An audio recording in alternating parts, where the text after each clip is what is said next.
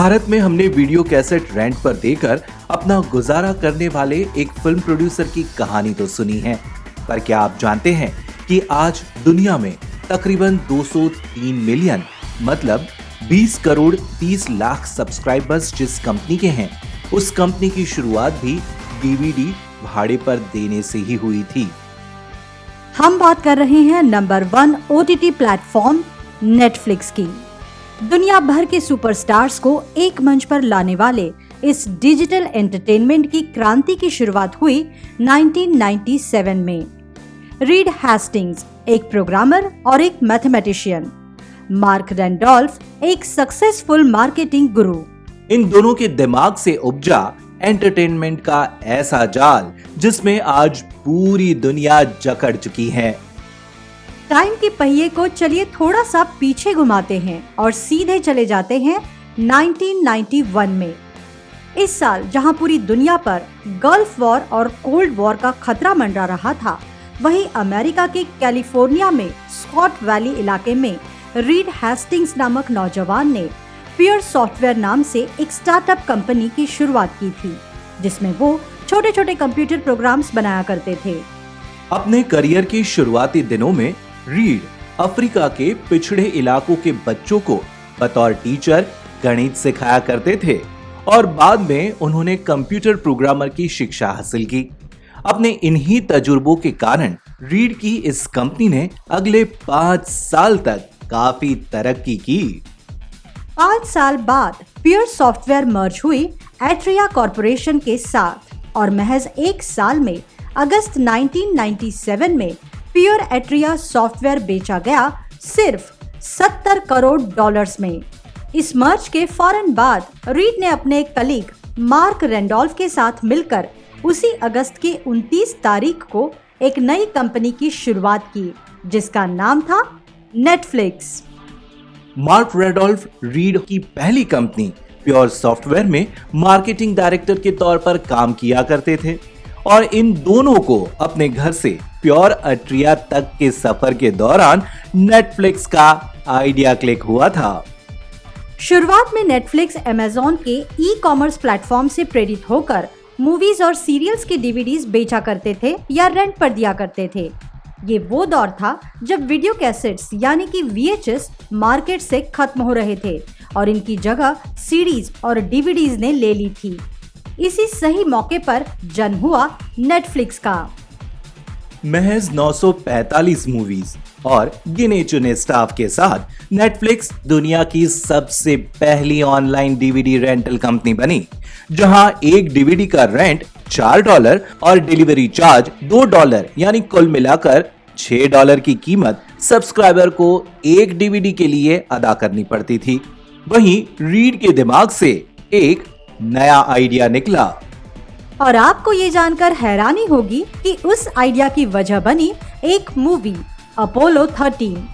दरअसल एक दफा रीड के हाथों अपोलो 13 मूवी की वीडियो कैसेट कहीं खो गई, जो खुद उन्होंने रेंट पे ले रखी थी और उस कैसेट का रेंट $2 और इसकी लेट फी चार्जेस $40 उन्हें देने पड़े थे और इसी वजह से उनका अपनी पत्नी के साथ झगड़ा भी हो चुका था। अपनी इसी गलती की वजह से रीड ने ठाना कि उनके सब्सक्राइबर्स पर भी कभी भी इस तरह का मुआवजा भरने की नौबत ना आए, इसीलिए कुछ नई तरकीब सोचनी चाहिए और ये तरकीब उन्हें सूझी उनके जिम में। हुआ ये कि जिम जाते वक्त उनके दिमाग में एक बिजनेस मॉडल आया कि महीने के सिर्फ $30 देकर अगर उन्हें अनलिमिटेड जिम करने को मिल जाए तो, जैसे अपने यहाँ पर 300 रुपए में अनलिमिटेड थाली मिल जाती है। और बस यहीं से शुरुआत हुई ऑनलाइन एंटरटेनमेंट के नए अध्याय की। एंटरटेनमेंट इंडस्ट्री को मिला एक नया शब्द, सब्सक्राइबर। अब तक आपको एक फिल्म देखने के लिए जहां ढेर सारे पैसे खर्च करने पड़ते थे, वहीं अब बस कुछ ही पैसों में आपको मिल रही थी ढेर सारी फिल्में। हालांकि एंटरटेनमेंट का ये महाजाल बनाने के लिए लगे पूरे 2 साल। 1999 में नेटफ्लिक्स ने अमेरिका के आवाम को दिया अनमोल तोहफा, सब्सक्रिप्शन, यानी कि मनोरंजन का पूरा खजाना। ऐसा पहली बार हो रहा था कि Americans rental fees, late fee charges, shipping और हैंडलिंग फीस के दबाव के बिना अपनी फेवरेट मूवीज और टीवी शोज का मजा ले रहे थे। और ताज्जुब की बात यह है कि साल 2000 में 3 लाख सब्सक्राइबर होने के बावजूद नेटफ्लिक्स को असफलता का स्वाद चखना पड़ा। हालत तब ज्यादा बदतर हो गए जब 9/11 का आतंकी हमला हुआ और नेटफ्लिक्स को बिजनेस में टिके रहने के लिए अपने 120 एम्प्लॉइज को बाहर का रास्ता दिखा देना पड़ा। लेकिन 2002 का थैंक्सगिविंग सेरेमनी नेटफ्लिक्स के लिए बहार बनकर आया। लोगों ने गिफ्ट के तौर पर नेटफ्लिक्स के सब्सक्रिप्शन को हाथों हाथ ले लिया। सफलता के इस आयाम को पार करने के बाद नेटफ्लिक्स सीधे पहुंची स्टॉक एक्सचेंज, जहां कंपनी ने अपना पब्लिक इशू जारी किया। महज 945 फिल्मों के डीवीडी राइट्स के जरिए अपने सफर की शुरुआत करने वाली ये कंपनी 2005 में ऐसी कंपनी बन गई जो एक दिन में 10 लाख डीवीडीज बेच रही थी। 2011 का ये वो दौर था जब नेटफ्लिक्स ने अमेरिका से निकलकर दुनिया भर में अपना जाल बुनना शुरू कर दिया। अब जमाना आ गया था स्मार्ट मोबाइल फोन्स का, फास्ट इंटरनेट स्पीड का और मूवी डाउनलोड करने का। 2010 से पहले जहां 5 MB की फिल्म डाउनलोड करने के लिए घंटों लगा करते थे, वहीं दुनिया भर में अब 2G और 3G सर्विसेज का बोलबाला शुरू हो चुका था। और जैसे जैसे डाउनलोड आसान होते गया, वैसे वैसे नेटफ्लिक्स की शोहरत बढ़ती गई। 2014 तक नेटफ्लिक्स 40 देशों में पहुंच चुकी थी और बन चुकी थी दुनिया में ऑनलाइन एंटरटेनमेंट सर्विस प्रोवाइड करने वाली नंबर 1 कंपनी। 2015 में नेटफ्लिक्स ने एक और बड़ा कदम उठाया। महज डीवीडी पर डिपेंड ना रहते हुए अपना ओरिजिनल कंटेंट यानी कि नेटफ्लिक्स मूवीज और शोज की धमाकेदार शुरुआत की। धमाकेदार शुरुआत इसलिए क्योंकि नेटफ्लिक्स के कंटेंट में वो सब दिखाया जाने लगा जिस पर अब तक सेंसर बोर्ड की कैची चला करती थी, यानी कि ऐसा रियलिस्टिक कंटेंट जिसमें open violence, open sex, open nudity, controversial subjects, adult content, मारधाड़, गाली गलौज, खून खराबा, इन सब की भरमार है।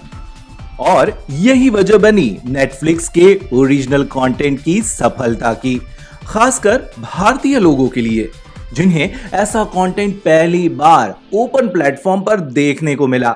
वर्ल्ड सिनेमा और पॉपुलर शोज को 40 देशों के लोगों तक पहुंचाने के लिए नेटफ्लिक्स ने रीजनल भाषा में डब करके उनका टेस्ट ही बदल दिया। और यही वजह है कि 2018 में 13 करोड़ सब्सक्राइबर्स मनोरंजन के इस माया जाल से जुड़ चुके थे।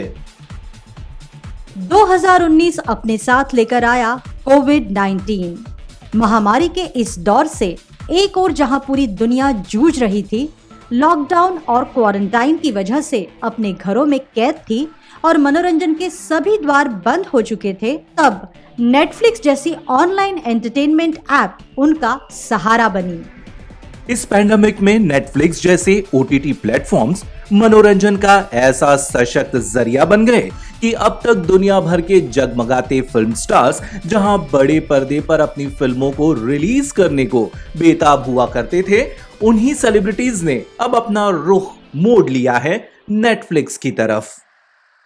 आज की तारीख में नेटफ्लिक्स की नेट वर्थ है $30 बिलियन यानी 2 लाख करोड़ और सब्सक्रिप्शन है 203 मिलियन यानी 20 करोड़ 30 लाख।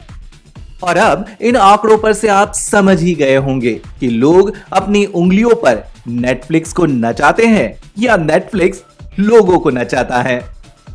हमारा ये वीडियो आपको कैसा लगा ये हमें कमेंट्स के जरिए जरूर बताइए और हाँ, वीडियो को लाइक, शेयर और चैनल को सब्सक्राइब कीजिए। जाते जाते एक बात जरूर याद रखिएगा, टाइम्स का ये वीडियो आपको कैसा लगा और ऐसे कौन कौन से वीडियो है जो आप देखना चाहते हैं, ये हमें कमेंट्स के द्वारा बताना बिल्कुल ना भूलें।